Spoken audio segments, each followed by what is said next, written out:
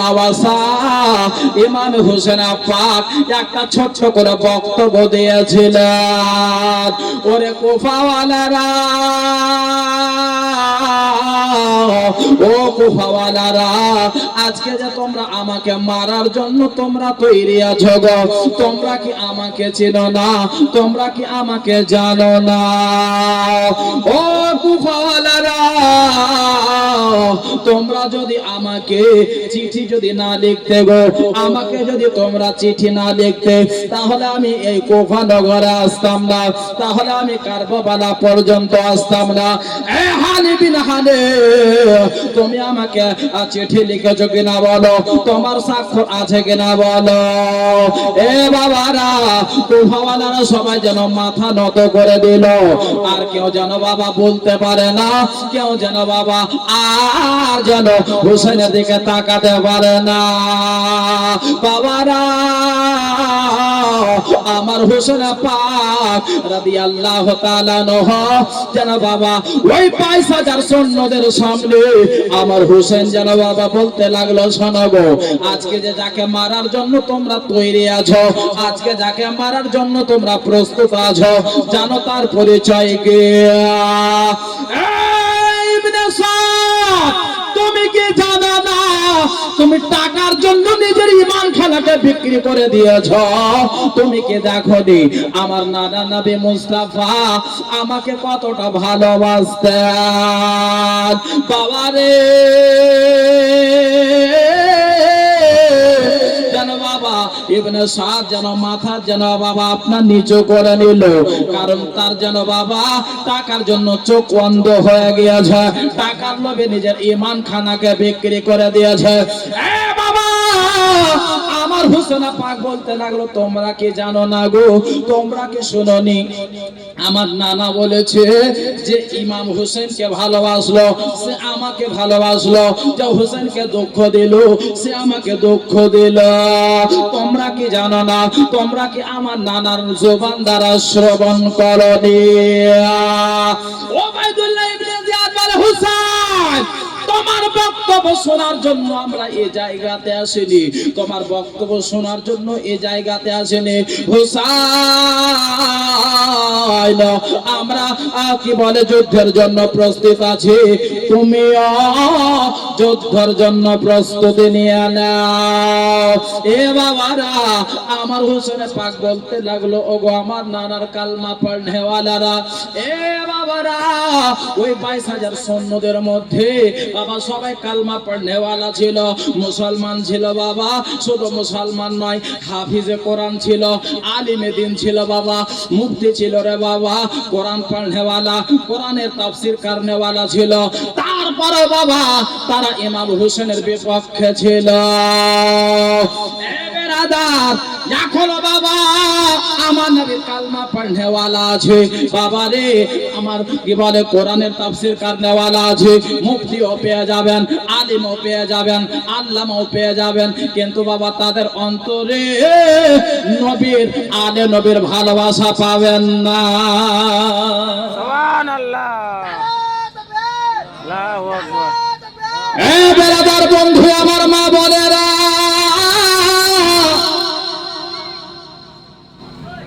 ইমামে হোসেন পাক বলতে লাগলো, কুফাওয়ালারা, তোমরা শোনো, তোমরা জানো আমি কে?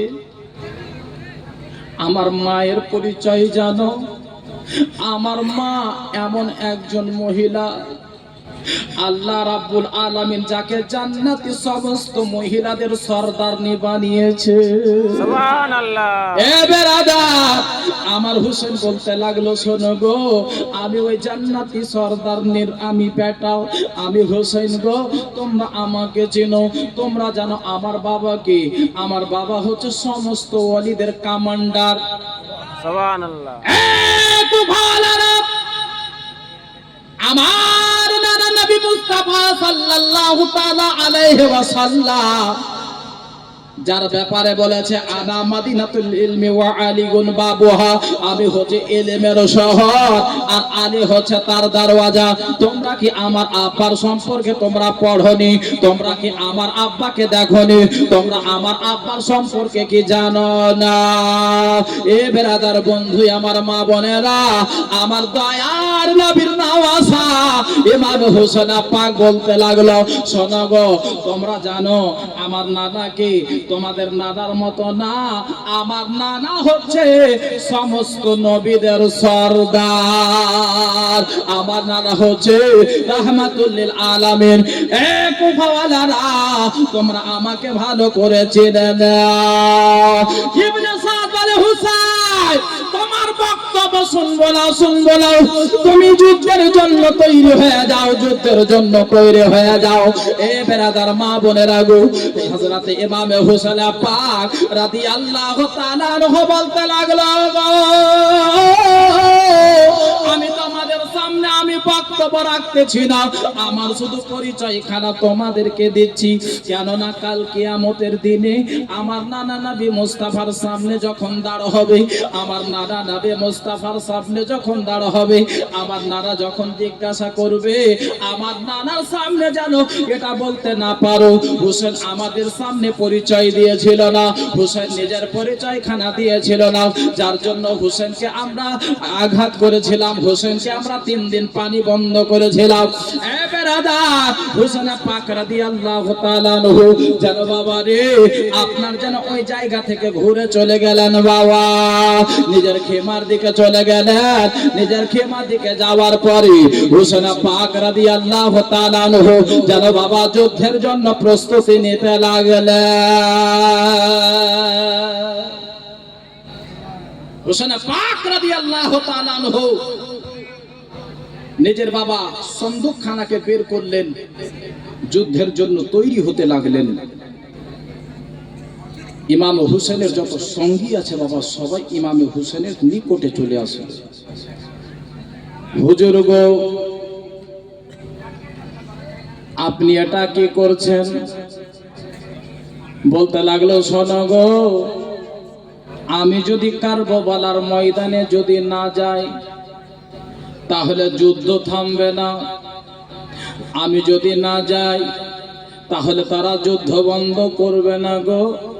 এ বেরাদার বন্ধু, আমার মা বোনেরা, বাবাজি ও ভাইরা, ইমাম হোসেন পাক রাদিয়াল্লাহু তাআলা আনহুর যেন কদম ধরে পড়ে গেল, হুজুর গো, আপনি যদি কারবালার ময়দানে চলে যান, আপনি যদি কারবালার ময়দানে যুদ্ধের জন্য চলে যান, হুজুর গো, ওই যে 22,000 সৈন্যরা আপনাকে ছাড়বে না। হুজুর, যদি আপনি শহীদ হয়ে যান, দুনিয়া অন্ধকার হয়ে যাবে। হুজুর, আমরা আমার নবী মুস্তাফার সামনে কিভাবে মুখখানা দেখাবো? ওগো হুসাইন, আপনাকে আমরা যেতে দেব না, যেতে দেব না। এ বেরাদার বাবা, ওইদিকে যেন বারংবার যেন বাবা ওবাইদুল্লাহ ইবনে জিয়াদ যেন সংকেত দিয়েছে, এ হুসাইন, যুদ্ধের জন্য তৈরি হয়ে যাও বাবা। এ বেরাদার বন্ধু, আমার মা বোনেরা, ইমাম হোসেন পাক রাদিয়াল্লাহু তাআলা আনহু যেন বাবা আপনার তৈরি হচ্ছে আমার বিশ্ব নবীর নওয়াসার কাছে একজন আশিকে আহলে বাইত, যার নাম হযরতে হুর রাদিয়াল্লাহু তাআলা আনহু যেন বাবা নিকটে আসলেন। বলে, হুসাইন গো, ওগো আমার নবীর নওয়াসা, ওগো ফাতেমার লাল, ওগো আলীর দুলাল, আমি আপনাকে কারবালার ময়দানে যেতে দেব না। হুজুর, আপনি আগে আমাকে অনুমতি দিন, তবে কাউকে যেতে দিবেন। এ বাবারা, হযরতে হুর গেলেন বাবা আপনার কি বলে কারবালার ময়দানে, উনি আপনার লড়াই করতে করতে শহীদ হয়ে গেলেন। এ বাবারা, একের পর এক সবাই যেতে লাগলেন বাবা, যেন বাবা রে আমার নবীর বাগানের প্রস্ফুটিত ফুলগুলো একের পর এক যেন যায় বাবা, আর একের পর এক যেন বাবা জামে শাহাদাত পান করেন। এ মা গো, শুনে যান মা, আমার নবীর নওয়াসা আহলে বাইতের মহাব্বত অন্তরে রাখেন রে মা, আহলে বাইতের প্রেম প্রীতি অন্তরে ঢুকিয়ে দেন রে মা। মরার পরে আপনার আপনার নামাজ যদি কাজে না আসে, রোজা যদি কাজে না আসে, হজ যদি কাজে না আসে, আপনার দান ও খায়রাত যদি কাজে না আসে, তাহলে আপনার অন্তরে যদি আলে নবীর ভালোবাসা থাকে রাম্মা, তাহলে আপনি হাসতে হাসতে জান্নাতে যাবেন। সুবহানাল্লাহ। আমার নবী বলেছেন, যদি কোনো ব্যক্তির অন্তরে আমার আওলাদের ভালোবাসা যদি না থাকে, তাহলে আমি তাকে জান্নাতে প্রবেশ করতে দেব না, তাকে জান্নাত থেকে বহিষ্কার করে দেব। এ বেরাদার বন্ধু, আমার মা বোনেরা, এদিকে যেন বাবা আমার ইমাম হোসেন পাক রাদিয়াল্লাহু তাআলা আনহুর যেন একের পর এক সঙ্গী যায় বাবা, আর শহীদ হয়ে যায়, জামে শাহাদাত পান করে নাই। এ বেরাদার, একজন মা জানু নিজের বেটাকে যেন ডাক দিল বাবা, বলে বেটা রে, ওরে আমার কলেজার টুকরা ওয়াহাব বিন আব্দুল্লাহ কালবি, কই রে লাল কই, আয় বেটা আয় আমার বুকে আয় রে লাল। এ বাবারা, হযরতে ওয়াহাব যেন বাবা বিয়ে করা মাত্র 17 দিন হয়েছিল। এ বেরাদার, মাত্র 17 দিন বিয়ে করা হয়েছিল, নতুন নতুন বিয়ে করেছে বাবা। তার মা ডাক দিল, মা কিছু বলছো গো মা? বলে বেটা রে, ওরে আবার কলেজার টুকরা লাল, আয় বেটা আয় আমার বুকে আয়। এ মা, ওই যেন ওয়াহাবের মা যেন ডাক দিল বাবা। যখন আসলো, আসার পরে জানো হযরতে ওয়াহাব বিন আব্দুল্লাহ কালবিকে বলতে লাগলো, বেটা রে, আমি তোকে 10 মাস 10 দিন গর্ভে ধারণ করেছি রে বেটা, আমি তোকে দুনিয়ার আলো দেখিয়েছি রে লাল, আমি তোকে দুনিয়ার আলো দেখিয়েছি রে বেটা। ওরে আমার লাল, তুই ছোট থেকে যা চেয়েছিস তোকে আমি দিয়েছি রে বেটা, কিন্তু আজকে আমি তোর কাছ থেকে কিছু চাইবো, তুই আমায় দেবি। হাই রে মা, বেরাদার ছেলের মতো ছেলে ছিল বাবা, বলতে লাগলো, মা গো তুমি চাইবে আর আমি দেব না, এটা হতে পারে না। মা গো, তুমি যদি আমার জান চাও মা, তোমার বেটা হাসতে হাসতে জান দিয়ে দেবে। সুবহানাল্লাহ। এ বাবারা, বেটার মতো বেটা ছিল। হযরতে ওয়াহাব বিন আব্দুল্লাহ কালবি বলতে লাগলো, মা একবার তুমি শুধু বলো, আমি তোমার লাল হাসতে হাসতে তোমার জন্য জান দিয়ে দেব। বলে বেটারে, আমার জন্য জান দিতে হবে না, আমার জন্য প্রাণ দিতে হবে না, তবে মা কার জন্য দেব? বলে বেটারে, আল্লাহ তাআলা যার জন্য দুনিয়া খানাকে বানিয়েছে রে বেটা, এ বেটারে, আমাদের নবী, বিশ্ব নবী, দয়ার নবী, মায়ার নবীর নওয়াসা হযরত ইমামে